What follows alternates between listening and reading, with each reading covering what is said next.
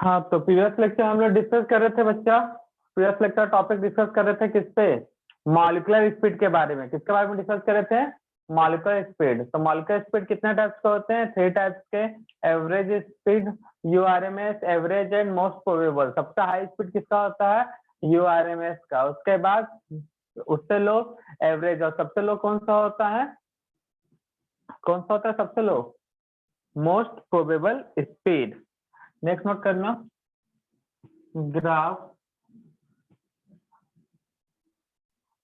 Of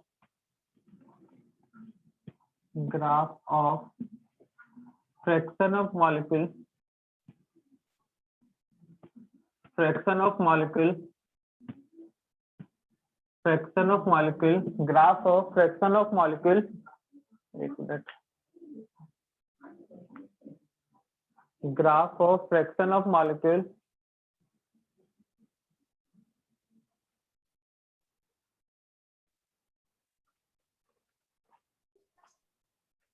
graph of fraction of molecule versus molecular speed,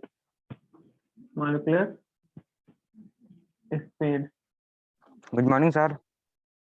good morning बच्चा। Graph of fraction of molecules versus molecular speed. Heading note कर लिए?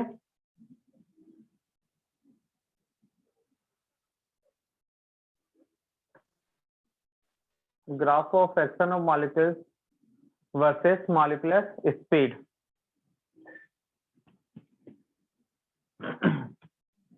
तो Maxwell Boltzmann जो distribution है molecular speed का, उसका graph भी है बच्चा।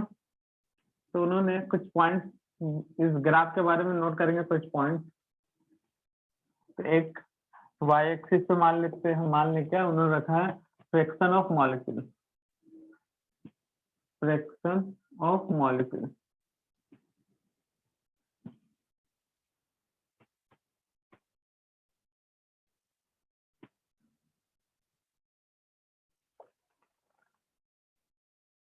इधर रखा है स्पीड, ठीक है। तो graph of fraction of molecules versus molecular speed, graph of fraction of molecules versus molecular speed. तो इसमें ग्राफ कैसा है बच्चा? ये इस टाइप का कर्व टाइप का मिलता है, ठीक है। तो फर्स्ट पॉइंट नोट करना, फर्स्ट पॉइंट नोट करना बच्चा।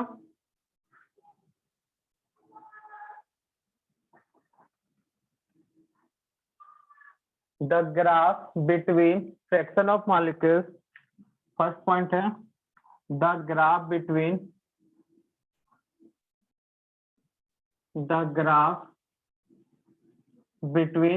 Fraction of molecules, fraction of molecules, the graph between fraction of molecules and molecular speed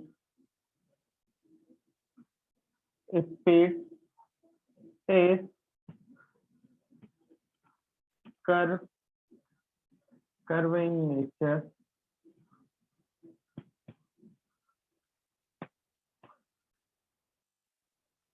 second point, graph को ड्रॉ कर लो,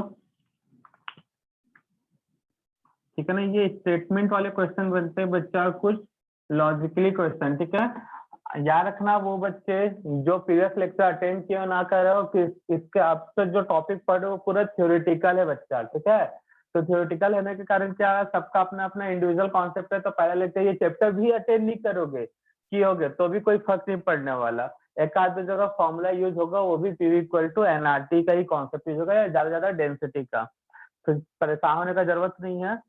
तो जो लोग क्लास अटेंड किए थे अच्छी बात है, नहीं किए उनके लिए भी अच्छी बात है, ताकि ये मत दिमाग में बैठा लेना कि हमको समझ में नहीं आएगा।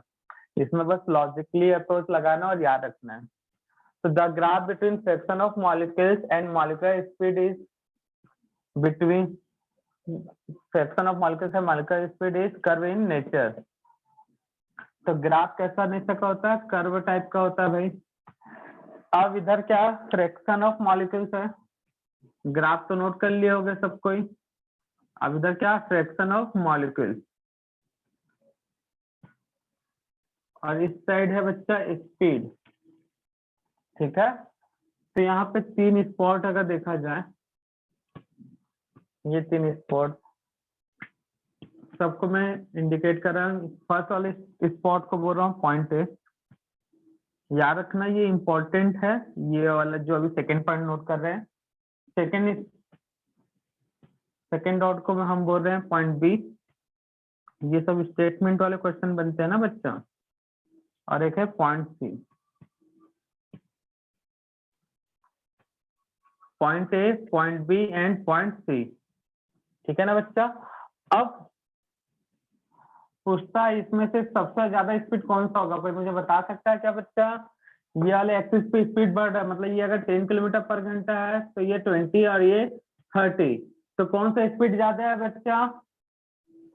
सर बी वाला। नहीं ना यार, स्पीड इधर बढ़ रहा है ना, ये 10 किलोमीटर पर घंटा, 20 ये 30, तो कौन सा स्पीड ज्यादा होगा? 30 सी वाला। पक्का लॉक कर दे? क्लियर है सबको? हाँ सर। Yes sir. हाँ, जो नहीं क्लियर है वो शीर्षासन करे, मतलब सर उल्टा कर ले भाई, शायद दिमाग पैर में है तो दिमाग सर से दिमाग पैर में चल गया होगा तो वापस आ जाएगा। तो पॉइंट ए जो है, हमारे पास 3 स्पीड है, बस ये याद रखना था जो लोग क्लास में अटेंड करते प्लस लगता। यूआरएमएस स्पीड है जो सबसे हाई होता है, एक वी एवरेज स्पीड है, स्पीड का नाम है बच्चा, ठीक है ना। ये क्या है? मॉडरेट, ना ज्यादा हाई ना ज्यादा लो, और एक क्या है? वी एमपी, सबसे लो स्पीड। तो बताओ ए बी सी पॉइंट किसको इंडिकेट कर रहा है? पॉइंट ए किसको इंडिकेट कर रहा है? VMP. Point A, very good, VMP को। तो जो लोग क्लास में अटेंड किए थे इनको बस इतनी इंफॉर्मेशन याद रखना, तो ये भी बता सकते हैं। बी पॉइंट किसको इंडिकेट कर रहा है? मॉडरेट, ना ज्यादा हाई ना ज्यादा लो, मतलब कौन सा होगा? V average. सबसे ज्यादा स्पीड कौन सा है बच्चा? हाई स्पीड कौन सा है? यूआरएमएस। सबसे हाई स्पीड कौन सा है? यूआरएमएस। तो ध्यान देना जो अब बोल रहा हूं मैं, यहाँ पे इस तरह से भी पूछ सकता है, पॉइंट को इंडिकेट करके पूछ सकता है क्या?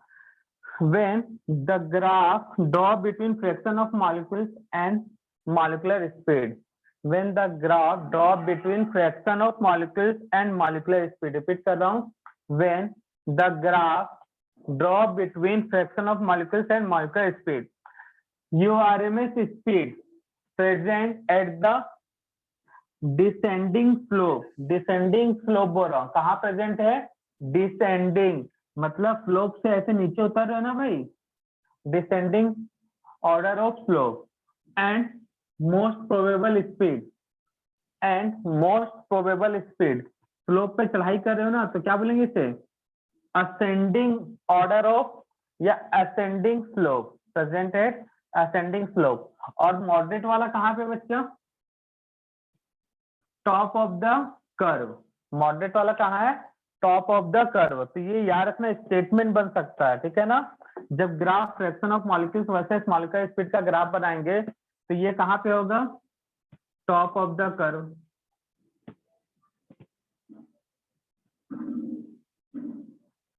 ठीक है, ये किस में होगा? स्लोप पे।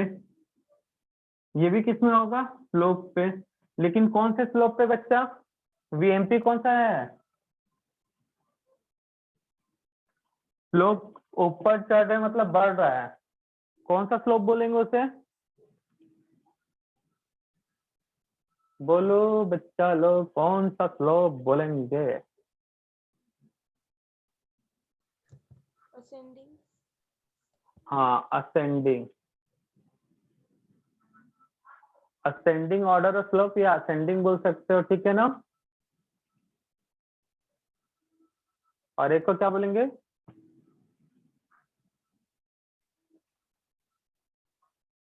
डिसेंडिंग और रिटर्न।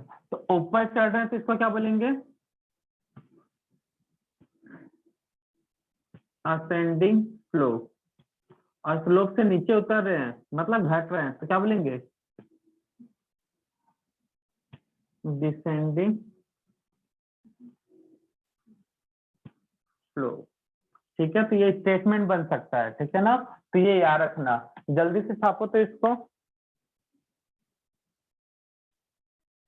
चलो सेकंड के बाद थर्ड पॉइंट, पॉइंट थर्ड। तो पॉइंट थर्ड क्या है बच्चा? देखो यहाँ पे, ये तो क्लियर हो गया भाई। तो ये ग्राफ किसके बीच है भाई? Fraction of molecules, fraction of molecules versus speed. तो बेटा यहाँ पे ये जो एरिया है ग्राफ, ये जो कर्व के अंदर का जो एरिया है, एरिया अंडर द कर्व, वो एरिया किसके कारण है बच्चा? जो मॉलिक्यूल्स हैं उनका एरिया है भाई, इसके अंदर पूरे मॉलिक्यूल्स हैं। एक मिनट इसको बना लो पहले। हाँ, तो ये इसके अंदर अगर 10 मॉलिक्यूल्स हैं या 50-60 जैसा भी है, ठीक है ना, इसको अगर मैं ऐसा कर दूं, दबा दूं इसको कंटेनर को, तो गैस के मॉलिक्यूल्स कम या ज्यादा हो जाएंगे क्या? मान लो पहले 5 मॉलिक्यूल्स हैं, ठीक है, 5 हो गए, 6 हो गए, ठीक है ना, इसको मैंने ऐसे प्रेस कर दिया, अब भी तो 5 रहेंगे कि नहीं रहेंगे भैया? 6 रहेंगे, कि मॉलिक्यूल्स डबल हो जाएगा? बोलो अब 5 ही बताओ, रहेंगे। मॉलिक्यूल्स वही रहेगा ना? तो यहाँ पे जो ये एरिया कवर किया गया है वो किसका है भाई? मॉलिक्यूल्स के कारण है। किसके कारण है? मॉलिक्यूल्स के कारण है। तो ग्राफ को अगर मैं इस तरह से ड्रॉ ना करके थोड़ा सा फ्लैट कर दूं ग्राफ को, मतलब जो पीक है ग्राफ का टॉप है उसको मैं ऐसे डाउन कर दूं, तो ऐसा करने से कर्व के अंदर का जो एरिया है वो चेंज नहीं होता, याद रखना इसमें, क्योंकि इसके अंदर अगर कितने मॉलिक्यूल्स है? 1, इसके अंदर मॉलिक्यूल्स कितने हैं? 1 2 3 4 5 6 7। तो यहाँ पे भी मॉलिक्यूल्स कितने होंगे बच्चा? 6 7। क्लियर है? तो याद रखना, जो एरिया होता है अंडर द कर्व, एरिया क्या होता है अंडर द कर्व? वो होता है रिमेन कांस्टेंट। तो नेक्स्ट पॉइंट यही है,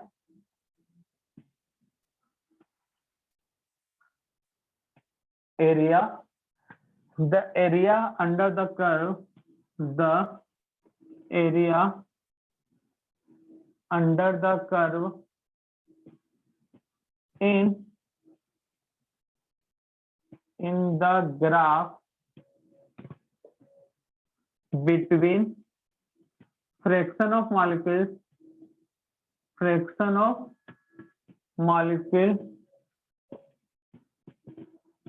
वर्सेस मॉलिक्यूलर स्पीड, या स्पीड भी कर सकते हो, इज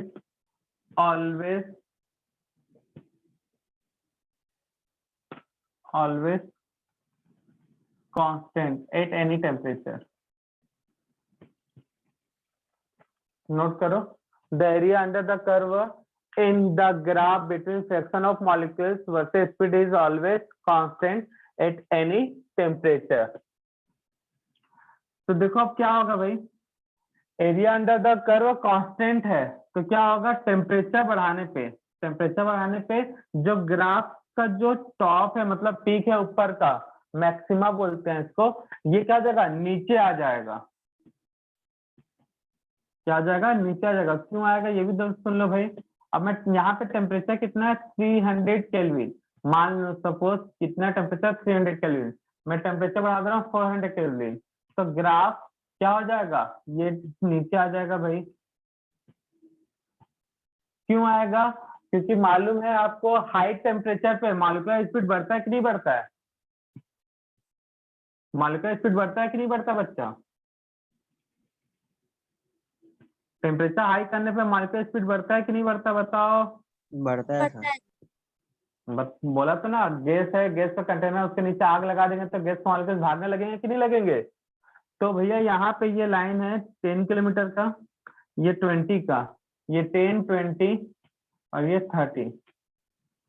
तो देखो यहाँ पे टेम्परेचर बढ़ाएंगे तो मॉलिक्यूल की स्पीड बढ़ेगा कि नहीं बढ़ेगा? जो टॉप यहाँ पे था, बी पॉइंट या ए पॉइंट जो भी लेना है, अब ये पॉइंट यहाँ पे आ गया भाई, ठीक है ना भाई? तो ये सेंटर यहाँ पे आ गया, तो बढ़ा कि नहीं बढ़ा भाई speed, molecular speed? Molecular speed बढ़ा कि नहीं बढ़ा? तो मॉलिक्यूलर स्पीड बढ़ाएंगे तो ग्राफ को नीचे ले जाएंगे। क्यों? क्योंकि एरिया कांस्टेंट है। आप बोलेंगे सर ऐसा क्यों बना रहे हो आप? ऐसा बनाओ ना, ऐसा करके। तो भैया एरिया बढ़ जाएगा कि नहीं बढ़ जाएगा? एरिया बढ़ेगा कि नहीं बढ़ेगा बच्चा? उतनी ही हाइट पे मैं लेके बनाऊं तो एरिया बढ़ेगा कि नहीं बढ़ेगा? कॉमन सेंस से भाई, यहाँ पे पैरामीटर नहीं दिया कि आपको पैरामीटर से कैलकुलेट करना है। ये एरिया ज्यादा लग रहा है कि ये एरिया ज्यादा लग रहा है? ये एरिया ज्यादा लग रहा है ना।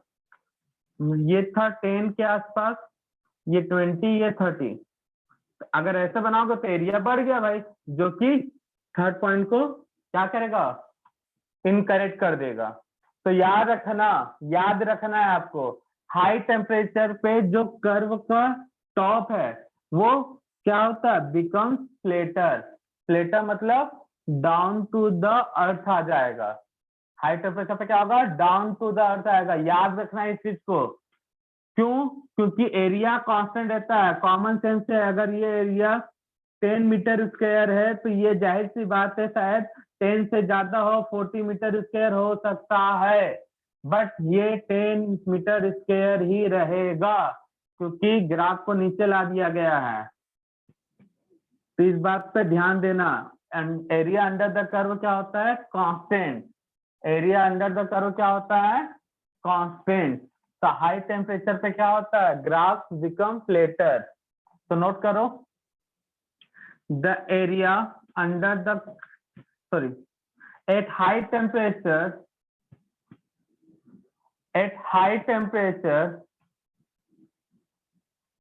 the graph between fraction of molecules at high temperature the graph between fraction of molecules and molecular speed the graph between fraction of molecules and molecular speed becomes flatter.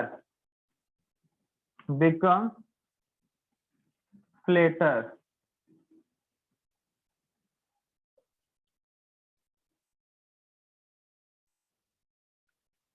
Becomes flatter.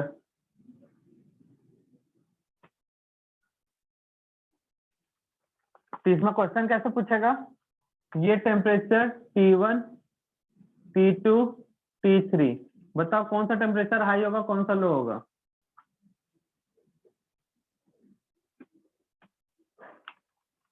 T1 लो होगा sir. ध्यान दो, जितना ज्यादा flat होगा temperature उतना ही high होगा। बोले हैं कि नहीं बोले हैं अभी? तो ऐसी बहकी बहकी बातें ना करें, ठीक है बच्चा? सोचो सोचो जल्दी। हाई टेम्परेचर पर ग्राफ क्या होता है? फ्लेट होते जाता है। तो सबसे ज्यादा फ्लेट कौन सा ग्राफ है? T1 वाला, T वाला या T3 वाला? सर T1 वाला। हाँ, तो इससे यही क्वेश्चन बनेगा, ठीक है ना? इस पॉइंट से order of curve, sorry order of temperature curve बोल देते हैं। कौन सा टेम्परेचर ज्यादा है? T1 वाला, T1। क्योंकि ज्यादा फ्लेटर है। फिर उसके बाद T2 और सबसे कम फ्लेट कौन सा है? T3। T3। तो इससे ये सर अगर क्वेश्चन बनता है, तीनों ठीक है ना? फ्लैट रहे तो? अरे मालिक कैसा क्वेश्चन पूछते हो यार? कर लो ना, तीनों को फ्लेट कर लो, ले लो, कर लो, सबके एक ही के ऊपर डाल दो, सब खुश। अब कैसे पता चलेगा कि T1 है T3 है? एक जैसा आया तो टेम्परेचर भैया हो गया ना, सब टेम्परेचर बराबर, T1 equal T2 equal T3।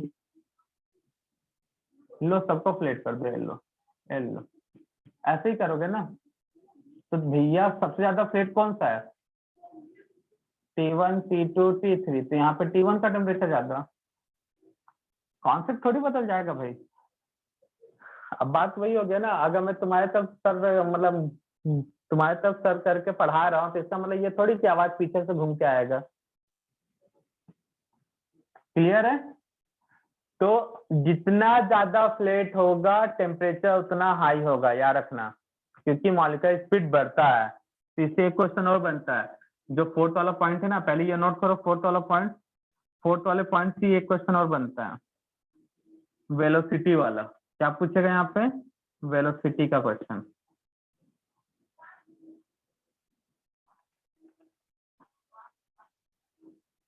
V2 V3 कर लेते हैं उसको, V3 V2 V1, कौन सा स्पीड ज्यादा होगा बच्चा? टेम्परेचर ज्यादा तो स्पीड ज्यादा होता है ना, कौन सा स्पीड ज्यादा होगा बताओ, बोलो बच्चा। V2। ओहो, जो ज्यादा फ्लैट है वो वाला स्पीड ज्यादा होगा ना भाई। टेम्परेचर किस में ज्यादा है, ध्यान में बोला हूँ, बैठा लो। जितना ज्यादा फ्लैट होगा वो उतना ज्यादा टेम्परेचर होगा। फ्लैट मतलब इस लाइन के ज्यादा जो क्लोज होगा, इस लाइन के क्लोज में ये अगर 10 मीटर पे है, ये 12 मीटर पे है, ये 14 मीटर पे है, ऐसा देखो, जो लाइन के नीचे वाला लाइन के ज्यादा क्लोज होगा। फ्लैट नहीं देखने आ रहा है, बताओ यार, अब फ्लैट भेजना पड़ेगा तुमके लिए। कौन सा होगा बच्चा? ऑर्डर ऑफ वेलोसिटी या फिर ऑर्डर ऑफ स्पीड, बताओ जल्दी। V3।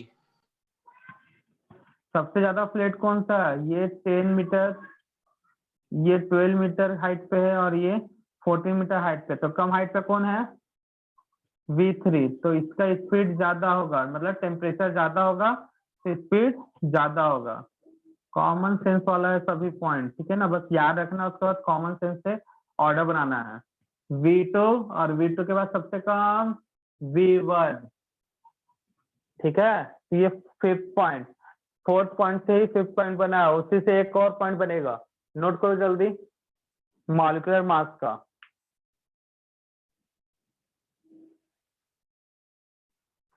अब इसी से मॉलिक्यूलर स्पीड का भी, मॉलिक्यूलर स्पीड तो हो गया, टेम्परेचर, वेलोसिटी मतलब स्पीड, और एक क्या पूछेगा इससे?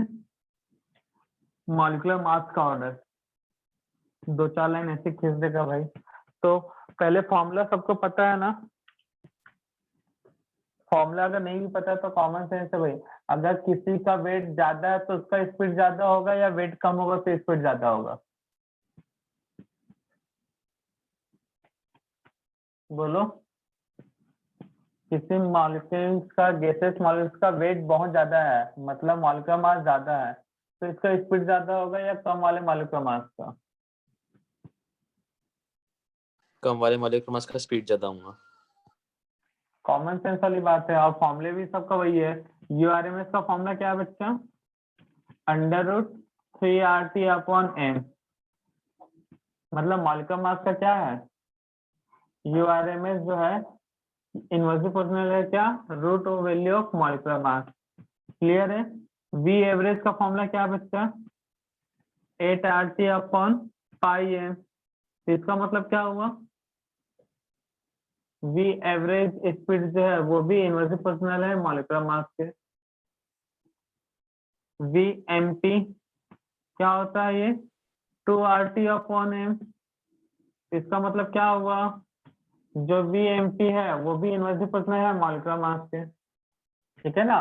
तो कॉमन सेंस भी यही कहता है कि ज्यादा मास होगा तो इसका स्पीड कम होगा, और कम मास हुआ तो स्पीड ज्यादा होगा। तो यहाँ पे क्या करेगा, जैसा अभी कुछ देर पहले हमने बनाया, इस तरह से एक लाइन खींच दिया, फिर एक और खींच देगा, ड्रॉ कर देगा, ठीक है। इस तरह से पूछेगा ये मास ए बी सी, तो यहाँ पूछेगा order of mass, order of molecular मास, किसका ज्यादा होगा मॉलिक्यूलर मास? ये गैस ए है, बी गैस और ये सी गैस, किसका मॉलिक्यूलर मास ज्यादा होगा बच्चा बताओ?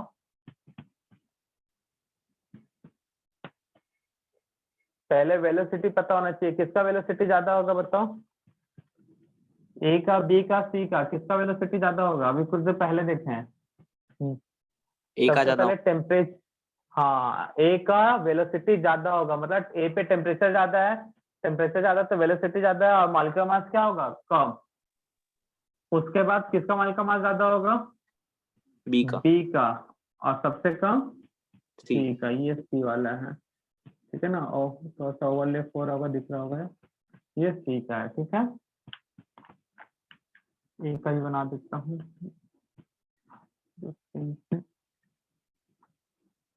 क्लियर है, तो लाइन क्लियर दिख रहा है, अब पता चल रहा है।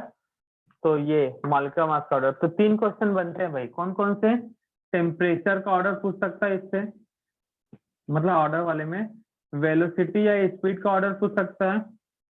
थर्ड मॉलिक्यूलर मास का, मॉलिक्यूलर मास। इसमें नोट करना पहले, the molecular speed is inversely proportional to molecular mass of the gas, hence order of molecular mass. इस तरह से नोट करना। क्या बोलोगे, the molecular speed is inversely proportional to molecular mass, hence order of molecular mass. ये temperature,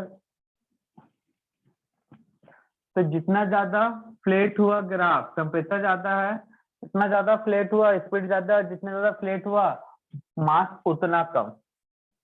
तो ये 4 question, ठीक है ना भाई। ये 3 और एक उससे पहले बना दिया था, ए बी सी। ये ए पॉइंट किसको रिप्रेजेंट कर रहा है, बी किसको रिप्रेजेंट कर रहा है, सी किसको रिप्रेजेंट कर रहा है। क्लियर है सभी को। तो ये क्वेश्चन बनते हैं, नोट कर ले यहाँ तक। तो ये था मैक्सवेल ग्राफ या मैक्सवेल बोल्ट्जमैन ग्राफ, मतलब बोल्ट्जमैन ग्राफ, जिसमें हम लोग क्या देखते थे, fraction of molecules versus molecular speed के बीच ग्राफ। ये ग्राफ के बातें आपको लर्न करने हैं, याद रखने हैं, ठीक है ना बच्चा। किसी भी तरह से याद करने हैं, पॉइंट्स याद रखोगे तो बनेगा, नहीं तो नहीं बन पाएगा। तो जल्दी से छाप लो बच्चा लोग। क्वेश्चन नोट करो, the URMS speed of helium molecules, URMS speed of helium molecules at 27 degrees Celsius temperature, at 27 degrees Celsius temperature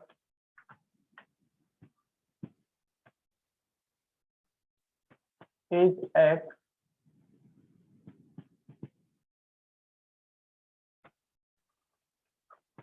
at what temperature, at what temperature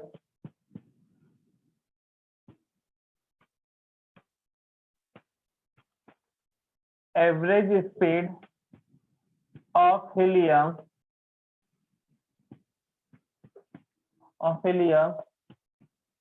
2x,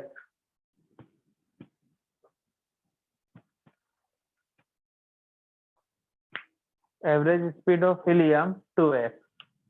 करो सॉल्व। तो यूआरएमएस स्पीड दिया हुआ x, एवरेज स्पीड दिया इतना, और क्या बोला, helium का एवरेज स्पीड यूआरएम 2x कब होगा वो टेम्परेचर बताना है। तो सॉल्व करो जल्दी।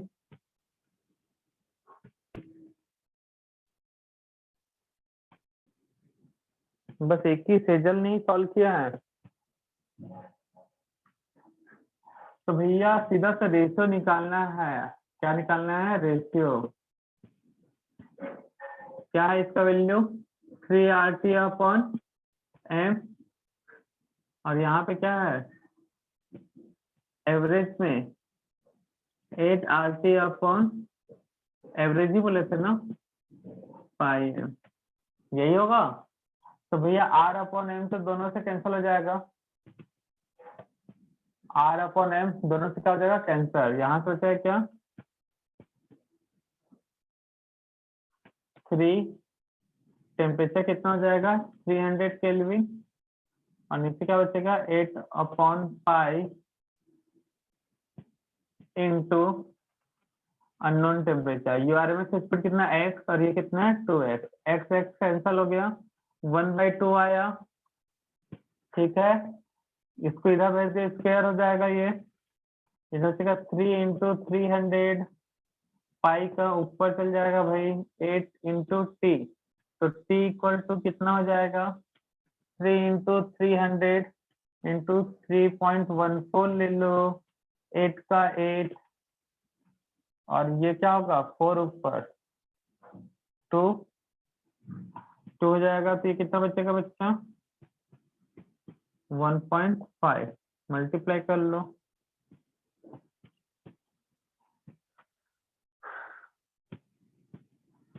3 9 और 15, 108 के आसपास, ठीक है। और 1 2 डेसिबल कितने के बाद 1 के बाद, अप्रॉक्स कितना आ रहा है टेम्परेचर,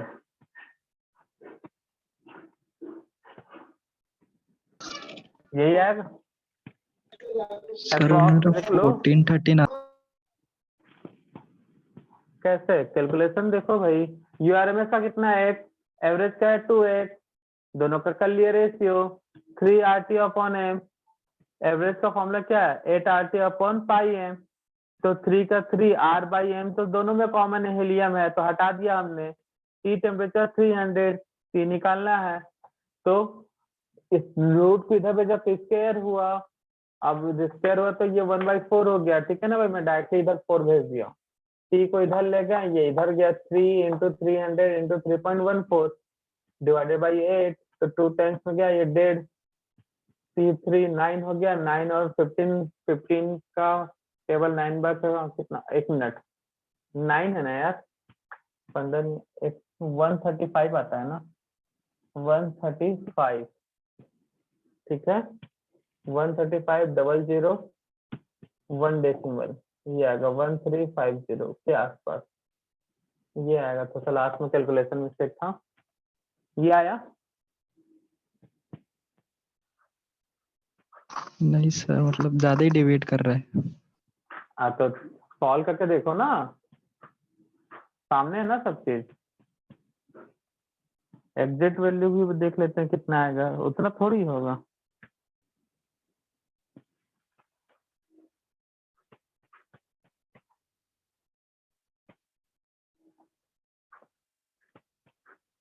कितना था 1.5, देखो सब कोई सॉल्व करके कितना आ रहा है, कहीं तुम मिस्टेक की होगी, अपना मिस्टेक तो खोजो, So क्या 1413.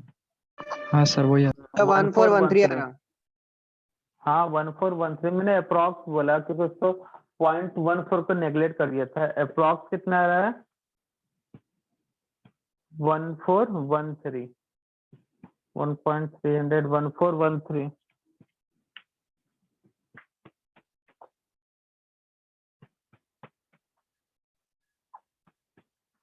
हो गया बच्चा, तो क्लियर है। एक क्वेश्चन और दूं ऐसे वाला, सॉल्व करोगे, नेक्स्ट क्वेश्चन नोट करना।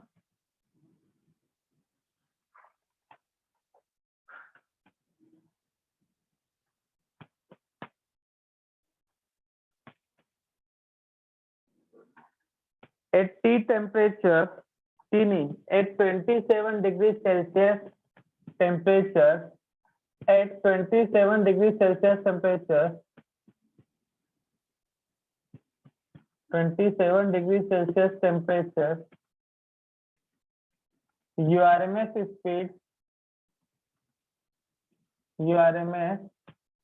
speed of gas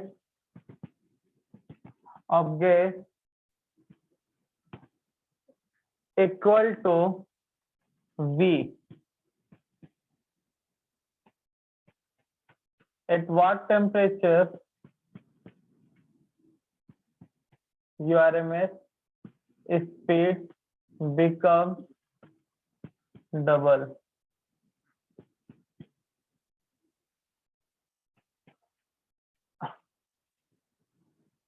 सर एक बार रिपीट कीजिए sir please. Please, hello, please. At 27 degrees Celsius, URMS speed of gas. At 27 degrees Celsius, URMS speed of gas is V. At what temperature URMS speed of gas becomes double? ठीक है, ये तक question करो solve.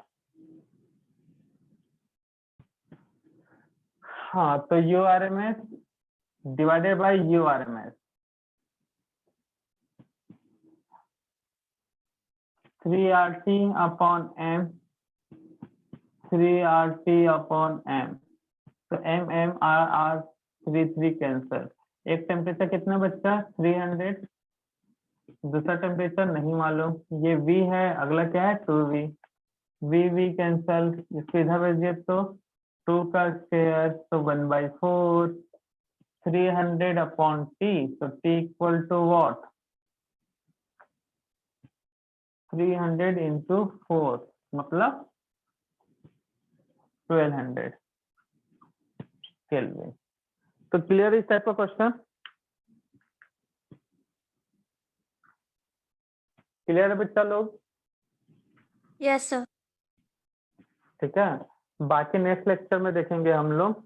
और next अभी जितने भी topic कर रहे हैं थ्योरिटिकल हैं, थोड़े छोटे छोटे फॉर्मूले हैं और उनसे कैलकुलेशन उतना कॉम्प्लिकेटेड नहीं है, लेकिन थ्योरी अगर नहीं समझोगे, नहीं सुनोगे, पढ़ के नहीं समझ में आने वाला है। ठीक है ना बच्चा लोग? और आज जितने भी पेंडिंग वीडियो सब मैं क्या अपलोड कर दूंगा, देख लेना। ठीक है।